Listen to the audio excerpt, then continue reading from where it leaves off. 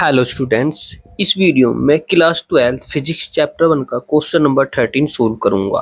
Figure 1.33 shows tracks of three charged particles in a uniform electrostatic field. Give the sign of the three charges and which particle has the highest charge to mass ratio. इस question में हमें तीन charge particle दिए हुए हैं और इनका path दिया हुआ है, किस तरह से डिफ्लेक्ट करते हैं। एक तो हमें ये बताना है कि इनका साइन क्या होगा, दूसरा ये बताना है कि किस चार्ज का चार्ज टू मास रेशियो ज़्यादा है। अब मैं इसको सोल्व करता हूँ। देखो, इसमें फर्स्ट पार्टिकल प्लस की तरफ अट्रैक्ट हुआ है और प्लस की तरफ अट्रैक्ट होता है नेगेटिव चार्ज, तो फर्स्ट चार्ज नेगेटिव होगा। सेम सेकंड भी प्लस की तरफ अट्रैक्ट हुआ है तो ये सेकंड भी नेगेटिव होगा। अब जब हम थर्ड चार्ज को देखते हैं तो ये माइनस प्लेट की तरफ अट्रैक्ट हुआ है, मतलब इस पर पॉजिटिव चार्ज होगा। तो हम आंसर दे सकते हैं कि फर्स्ट चार्ज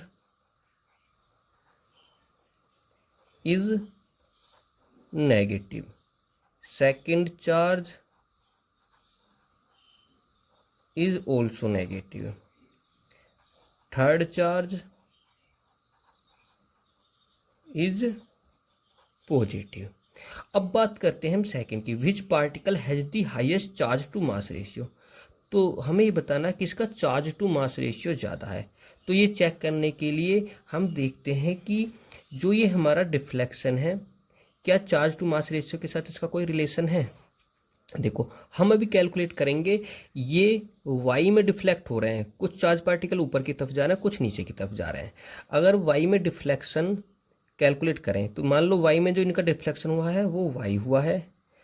अब जब ये इनका डिस्प्लेसमेंट है तो हम second equation of motion use करेंगे, S equal to U T plus half A T square.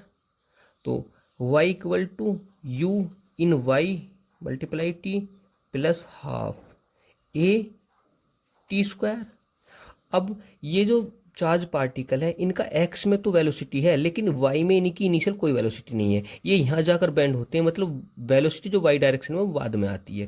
तो हम लिख सकते हैं Y equal to 0 multiply T plus half A T square. अब एक्सेलरेशन के हम लिए कैलकुलेशन करते हैं। साइड में देखो, इलेक्ट्रिक फील्ड में जो चार्ज पार्टिकल पर फोर्स होती है वो क्यू इंटू ई होती है, और न्यूटन लॉ से जानते हैं हम force equal to M A.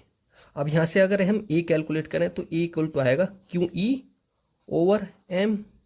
अब ए की वैल्यू यहाँ पुट करेंगे, Y equal to 0 plus 1/2, A की जगह लिखेंगे क्यू ई ओवर एम, साथ में टी स्क्वायर, और Y equal to 1/2 Q E over M T square.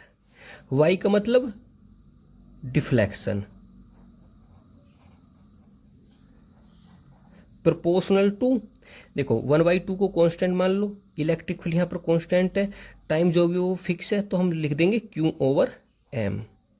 मतलब यहाँ पर जो डिफ्लेक्शन है वो क्यू ओवर एम के डायरेक्टली प्रोपोर्शनल है। तो जिसका डिफ्लेक्शन ज़्यादा है उसका चार्ज टू मास रेशियो ज़्यादा होगा। तो हम देख रहे हैं यहाँ पर चार्ज पार्टिकल 3 का चार्ज टू मास रेशियो ज़्यादा होना चाहिए क्योंकि इसका डिफ्लेक्शन ज़्यादा है। तो सेकंड का आंसर हो जाएगा थर्ड चार्ज हैज हाईएस्ट